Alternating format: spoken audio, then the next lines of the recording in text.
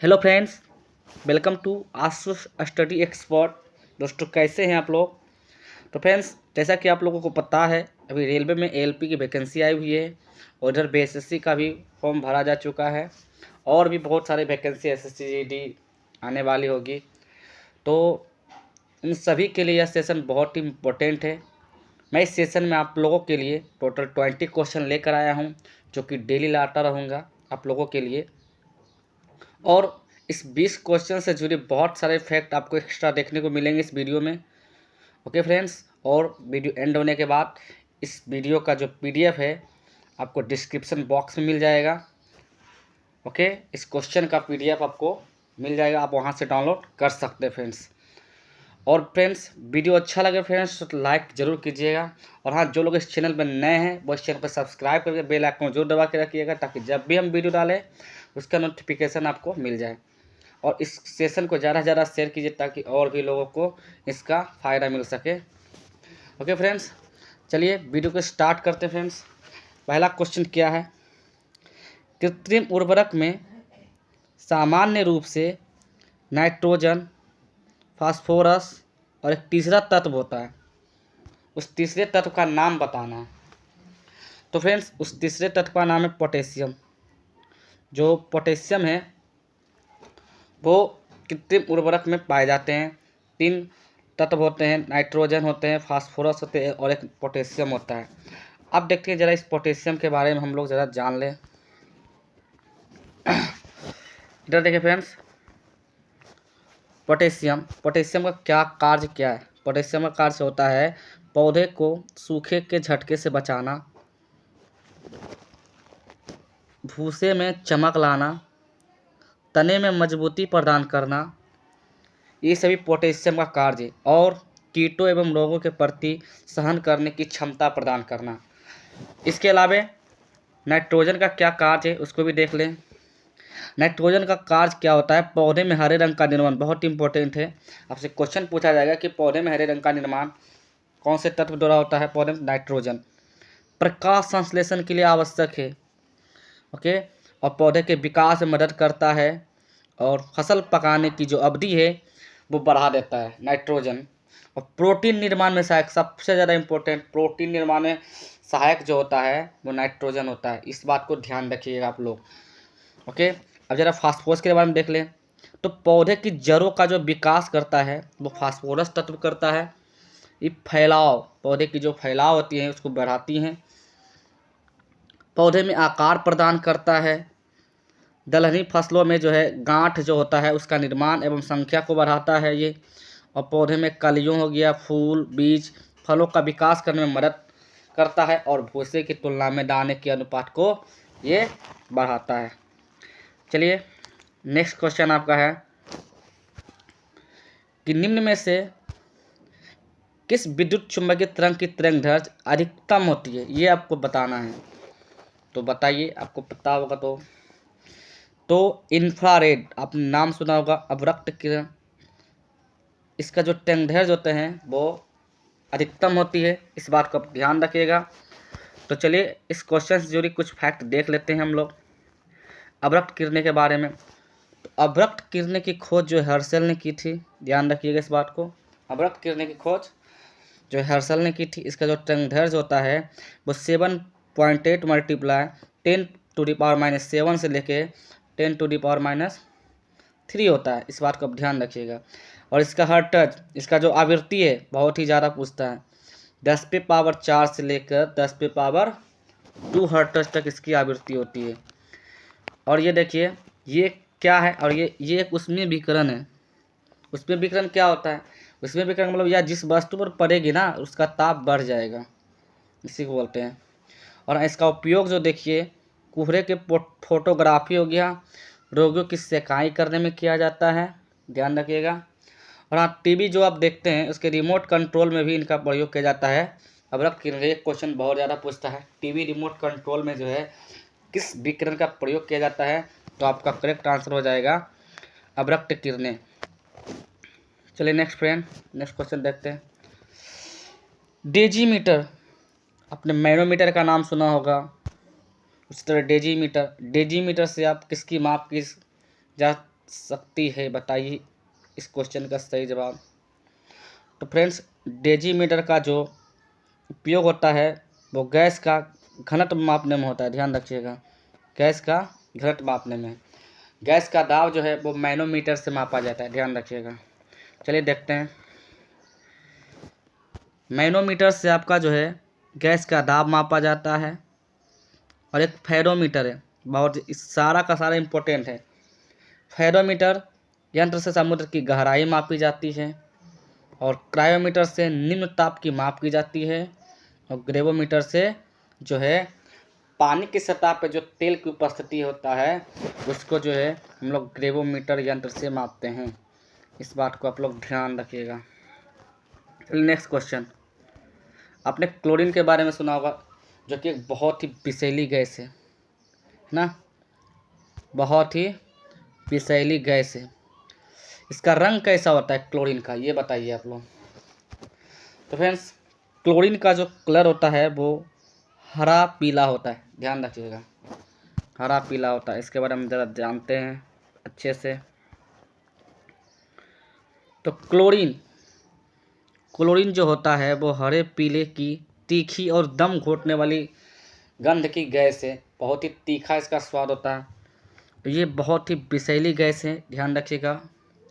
Chlorine का जो औद्योगिक स्तर पर निर्माण जो होता है ये बेल्डन विधि होता है, डक्कन विधि द्वारा होता है, और केल्मर सॉल्वे विधि बहुत इंपॉर्टेंट है। डिक्कन विधि और केल्मर सॉल्वे विधि बहुत ज़्यादा पूछा जाता है कि डिक्कन विधि द्वारा किस तत्व का जो है निर्माण किया जाता है, बनाया जाता है। तो ध्यान रखिएगा क्लोरीन।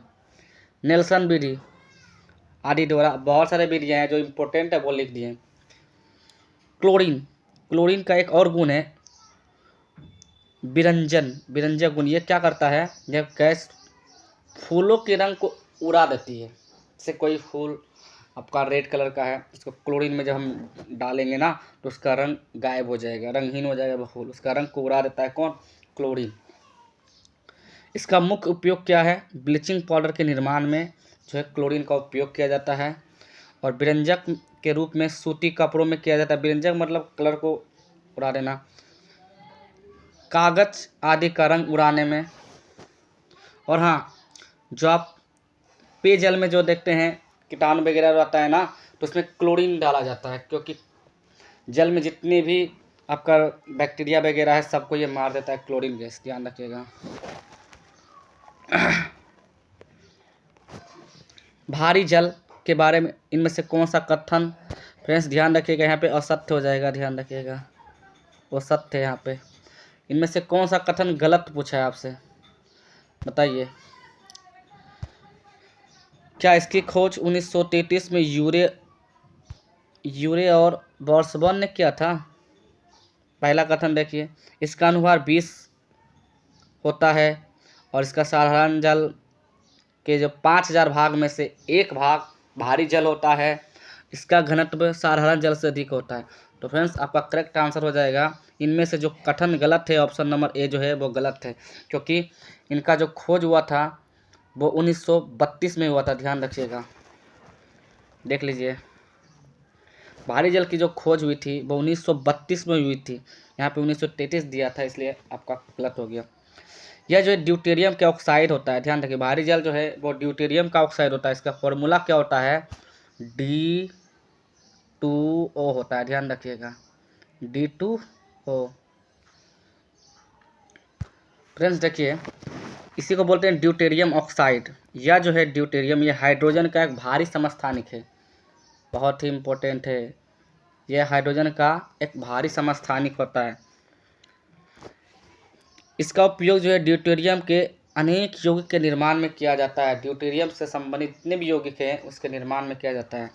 और सबसे इम्पोर्टेंट फैक्ट ये है कि न्यूट्रॉन को जो है मंडक के रूप में प्रयोग किया जाता है, ध्यान रखिएगा। यूरेनियम के नाभिकीय विखंडन में तीव्रगामी न्यूट्रॉनों को मंद करने के लिए न्यूट्रॉन मंडक के रूप में जो है वो भारी जल का उपयोग किया जाता है, इस बात को ध्यान रखिए फ्रेंड्स। चलिए नेक्स्ट क्वेश्चन देखते हैं।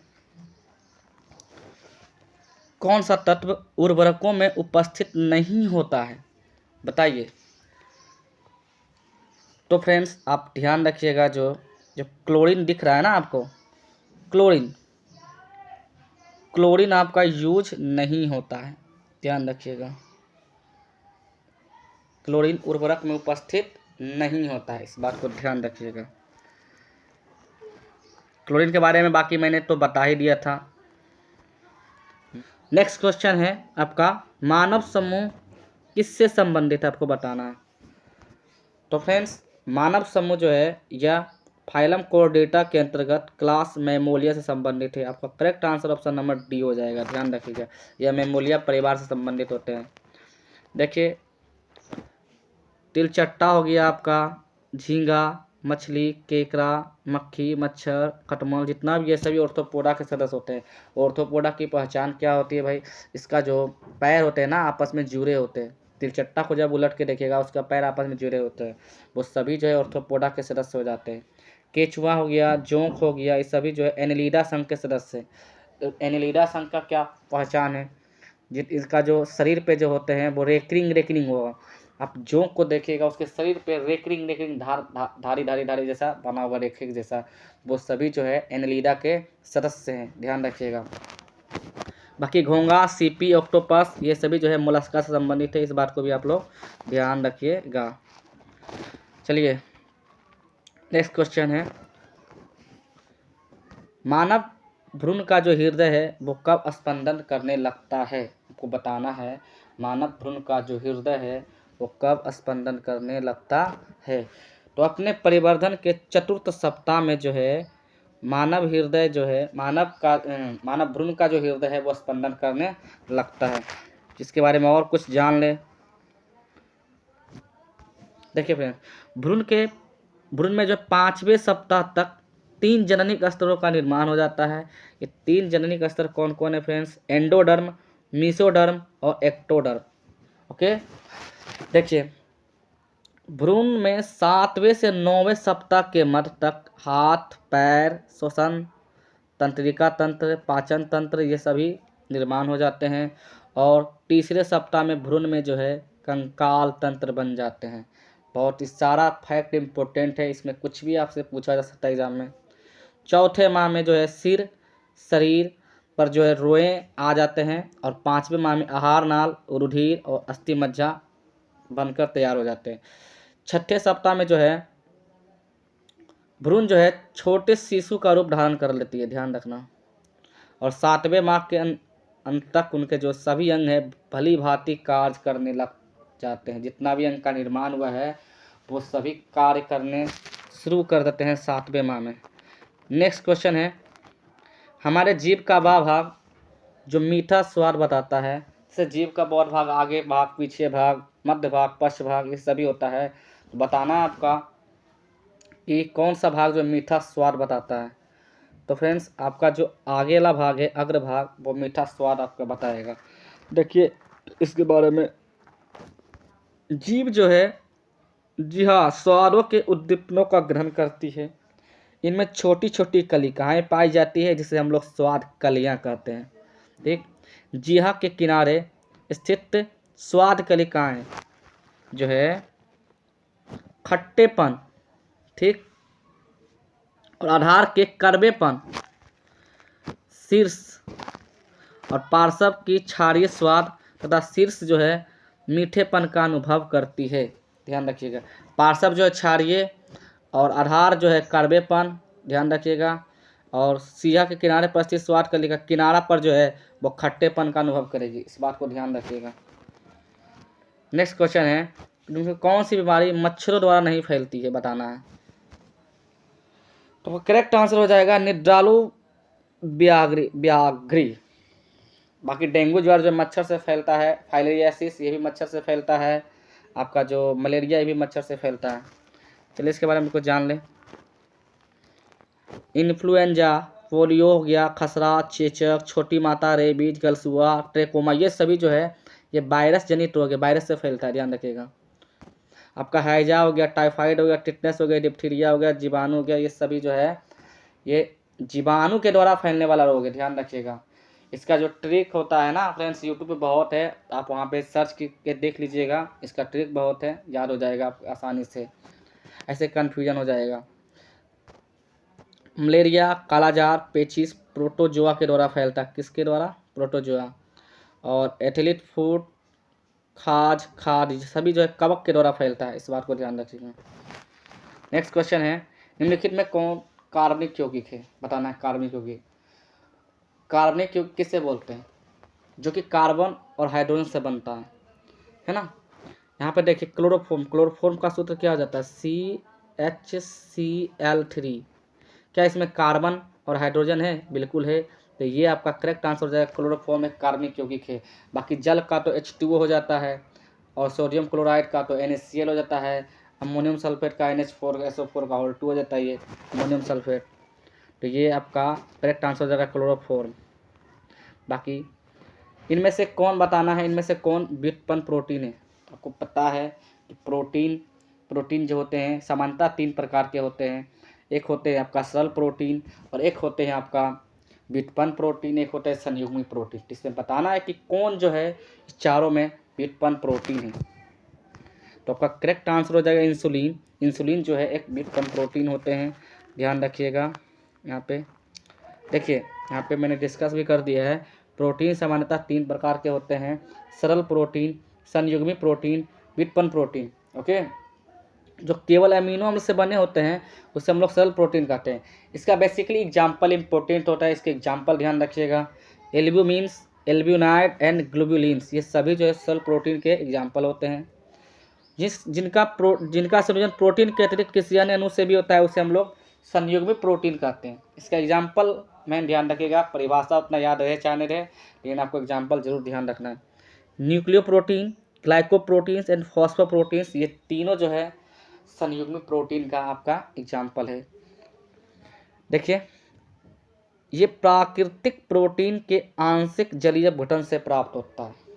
इसका जो एग्जाम्पल है इंसुलिन और फाइब्रिन, ये जो है व्युत्पन्न प्रोटीन होते हैं, ध्यान रखना। नेक्स्ट क्वेश्चन है, एंसीफेलाइटिस मानव शरीर के किस अंग को प्रभावित करता है? बोन मैरो, मस्तिष्क, लसिका ग्रंथि या फिर रक्त कोशिकाएं? तो करेक्ट आंसर हो जाएगा मस्तिष्क, ध्यान रखिएगा। यहाँ पे देख लीजिए, मलेरिया, अभी मलेरिया के एक ऑप्शन में आया था, तो मलेरिया जो है मादा एनोफिलीज मच्छर के काटने से होता है। जो मलेरिया के जो कीटाणु होते हैं ना, वो लाल रक्त कण खाते हैं, यानी RBC, आपने नाम सुना होगा ब्लड में, RBC, जिनके जो कीटाणु होते हैं ना वो लाल रक्त कण को खाते हैं। फाइलेरिया में क्या होता है? फाइलेरिया में जो छोटे छोटे कीटाणु द्वारा शरीर में इन्फेक्शन फैल जाता है, जैसे पैर, हाथ, अंडकोश, ये सभी सूज कर बढ़ जाते हैं, फूल जाता है, ध्यान रखिएगा। कालाजार, कालाजार जो होता है पोलिसमेनिया डोनोवानी के संक्रमण से होता है, इस बात को ध्यान रखिएगा।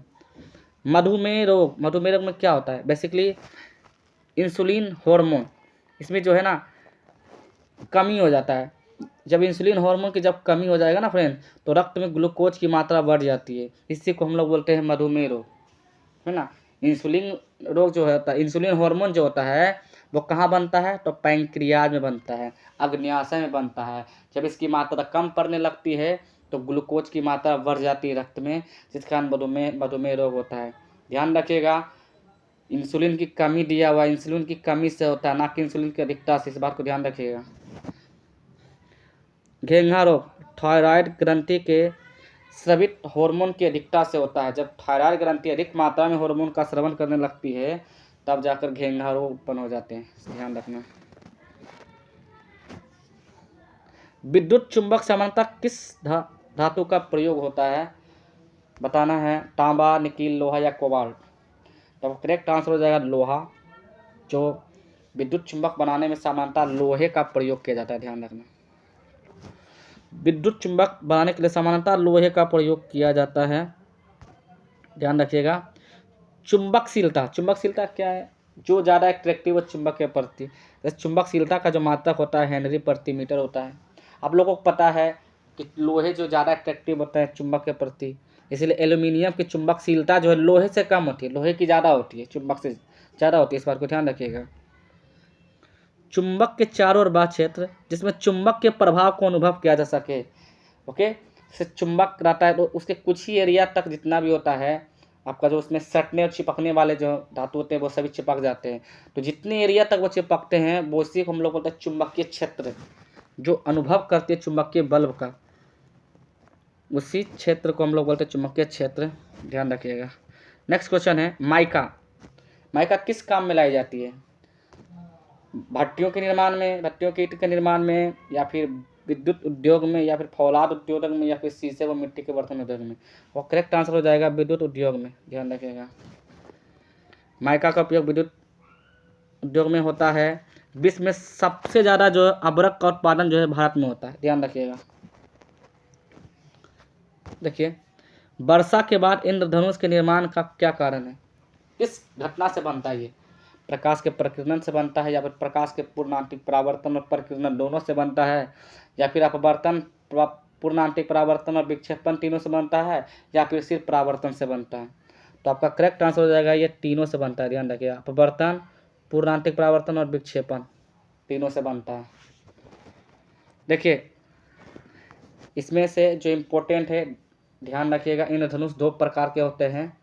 कौन कौन होते हैं? प्राथमिक इंद्रधनुष और द्वितीयक इंद्रधनुष।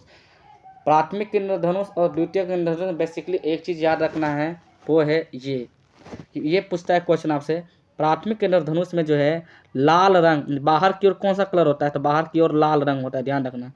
और बैगनी रंग जो है वो अंदर की ओर होता है, इस बात को भी ध्यान रखिए। द्वितीयक इंद्रधनुष में देखिए, इसमें जो है बाहर की ओर बैगनी रंग और अंदर की ओर लाल रंग, बाहर बैगनी और अंदर लाल, इसको ध्यान रखना है। यही पूछता है एग्जाम में सबसे ज़्यादा। देखिए, 1 जूल कितनी कैलोरी के बराबर होते हैं? बताना है आपको, 1 जूल कितनी कैलोरी के बराबर होते हैं? 2.4, 24, 0.024 या फिर 0.24? वह करेक्ट आंसर हो जाएगा 0.24। देखिए, 1 जूल जो होता है वो 0.24 कैलोरी के बराबर होता है, इस बात को आप ध्यान रखिएगा। देखिए, जैसे कि 1 ग्राम जल लिए, 1 ग्राम जल का हम टेम्परेचर हमको 1 डिग्री सेल्सियस बढ़ाना है, और उस 1 डिग्री सेल्सियस बढ़ाने के लिए हमको जितनी उष्मा की आवश्यकता पड़ेगी उसी उष्मा को हम लोग 1 कैलोरी बोलते हैं, इस बात को ध्यान रखिएगा। बाकी ये इतना इम्पोर्टेंट नहीं, इसको पढ़ लीजिएगा, जैसे कैलोरी बताना है। जैसे कि आप लोग जब ब्लड चेकअप कराने जाते हैं तो उसमें ग्लूकोज मापा हुआ रहता है ना, वो जो आपको कागज़ देता है उसमें सारा डाटा रहता है। तो बताना कि ग्लूकोज का जो स्तर होता है सामान्यतः किस में व्यक्त किया जाता है? किस में? या Hg के mm में, या फिर मिलीग्राम प्रति DCL में, डेसीलीटर में, या भाग प्रति मिलियन में, या फिर ग्राम प्रति डेसीलीटर में? बताना आपको। और करेक्ट आंसर हो जाएगा मिलीग्राम प्रति डेसीलीटर में। बहुत ज़्यादा पूछ चुका है ये क्वेश्चन, ध्यान रखिएगा। तो यहाँ पे रक्त में ग्लूकोज स्तर समानता, रक्त में जो ग्लूकोज स्तर समानता मिलीग्राम प्रति डेसीलीटर में व्यक्त किया जाता है। रक्त समूह की खोज किसने किया था? रक्त समूह की खोज कार्ल लैंडस्टीनर ने किया था 1900 में। इसके लिए उन्हें जो है 1930 में नोबेल पुरस्कार भी मिला था। अच्छा, मनुष्य के रक्त में भिन्नता, जैसे सभी मनुष्य का रक्त में कुछ ना कुछ डिफरेंस होता है, वो किसके कारण होता है? तो उसमें जो है रक्त में एक प्रोटीन पाया जाता है। कौन सा प्रोटीन है वो? ग्लाइकोप्रोटीन होते हैं। कौन सा प्रोटीन? ग्लाइकोप्रोटीन, जिसे हम लोग एंटीजन कहते हैं। इस बात को ध्यान, एंटीजन के कारण ही सभी मनुष्य का जो रक्त में उसमें भिन्नता होती है, अलग अलग होती है, पहचान हो जाती है। ये बताना है आपको, पल्मोनरी शिरा किस रक्त का संचार करती है? तो पल्मोनरी शिरा जो है हृदय से शुद्ध रक्त का संचार करती है, इस बात को आप लोग ध्यान रखिएगा। बहुत ज़्यादा पूछ चुका है क्वेश्चन। देखिए यहाँ पे रुधिर, शरीर में रुधिर का संचरण जो है धमनी और शिरा दोनों के द्वारा होता है ना, जिसमें से धमनी के बारे में जान लें हम लोग और शिराएं के बारे में जान लें। तो धमनी क्या करता है, जैसे कि मान लीजिए ये हृदय है, तो हृदय से शुद्ध रक्त ये पूरा बॉडी में पहुंचाता है कौन? धमनी। जब वापस सभी से कार्बन डाइऑक्साइड वापस लेकर आता है कौन? और हृदय में पहुंचा देता है। तो ये जो होते हैं वो शिरा होते हैं, इसको बोलते हैं हम लोग शिराएं। और ये हो गया धमनी, जो कि शुद्ध रक्त को पहुंचाता है, और अशुद्ध रक्त को धोकर वापस हृदय को कौन देता है? तो शिराएं। ये जो अशुद्ध रक्त को वापस धोकर जो हार्ट के पास पहुंचाते हैं वो कौन होते हैं? शिराएं। ध्यान रखिएगा। नेक्स्ट क्वेश्चन देखते हैं हम लोग। निम्नलिखित में कौन पादप हार्मोन नहीं है? बताना है आपको कौन पादप हार्मोन नहीं है। Oxygen, gibberellin, cytokinin, cortisone. तो आपका करेक्ट आंसर हो जाएगा कार्टिसोन। ये जो है पादप हार्मोन नहीं है। देखिए पौधे में 5 प्रकार के हार्मोन पाए जाते हैं, 5 प्रकार के। कौन कौन है? ऑक्सीन है, जिबरेलिन है, साइटोकाइनिन है, एब्सिसिक एसिड है ना। एक प्रकार शायद छूट गया हो। ये चारों इंपॉर्टेंट ध्यान रखिएगा। ऑक्सीन्स की खोज जो है 1880 में डार्विन ने किया था। ध्यान रखिएगा, इसका खोज भी पूछता है कि ऑक्सीन हार्मोन की खोज किस वैज्ञानिक ने किया था? तो डार्विन ने किया था। और हाँ, इसका उपयोग तो भर भर के पूछता है कि ऑक्सीन का क्या पौधे में क्या रोल होते हैं। तो ऑक्सीन का जो रोल होता है पौधे की वृद्धि को नियंत्रित करने वाला हार्मोन है। कि एक ऐसा ना कि पौधा बढ़ते चला जाए, उसे रोकने वाला कोई तो हार्मोन होना चाहिए ना। तो उनको रोकता कौन है? ऑक्सीन्स। यह खरपतवार को नष्ट करता है, इस बात को भी ध्यान रखिएगा। जब जिबरेलिन के बारे में जाने। जिबरेलिन की खोज जो है वैज्ञानिक का नाम है कुरोसवा ने जो है जिबरेलिन की खोज किया था 1926 में। अच्छा, इसका क्या उपयोग है? ये बौने पौधे को लंबा कर देता है। जो पौधा बौना होता है उसे लंबा कर देता है कौन? जिबरेलिन। इसके छिड़काव से बृहत आकार के फल यानी बड़ा आकार में फल और फूल दोनों उत्पादन किया जाता है जिबरेलिन के छिड़काव से। ध्यान रखिएगा। अब जरा साइटोकाइनिन देखते हैं। साइटोकाइनिन की खोज किसने किया था? मिलर। कौन सा वैज्ञानिक है? मिलर। ध्यान रखिएगा। अच्छा, इसका उपयोग क्या है? यह कोशिका विभाजन में सबसे ज़्यादा ये रोल निभाता है। ध्यान रखिएगा, सबसे ज़्यादा इंपॉर्टेंट क्वेश्चन ये है। कोशिका निस्तारण और विभेदन को बढ़ाता है। और हाँ, ये शीर्ष अस्थ को भी प्रभावित करता है और पत्तियों में क्लोरोफिल को नष्ट होने से रोकता है। पत्तियों में क्लोरोफिल नष्ट होने से कौन रोकता है? साइटोकाइनिन। और देखिए एक पॉइंट, एब्सिसिक अम्ल क्या करता है? ये रंध्रों को बंद करने में मध्यस्थता करके पासपोर्ट सर्जन में महत्वपूर्ण भूमिका निभाता है। यानी कि रंध्र को बंद करता है, खोलता है, तभी तो पासपोर्ट सर्जन होता है। इसमें किसका रोल होता है? एब्सिसिक एसिड का। इस बात को आप लोग ध्यान रखिएगा। तो आई होप फ्रेंड्स आप लोगों को ये वीडियो अच्छा लगा होगा। फ्रेंड्स वीडियो अच्छा लगे तो लाइक जरूर करें फ्रेंड्स, ताकि मुझे भी आप लोगों की वीडियो लाने में थोड़ा सा अच्छा कंफर्टेबल फील हो। ओके फ्रेंड्स, तो चलिए मिलते हैं नेक्स्ट वीडियो में। आज के लिए इतना ही। जय हिंद।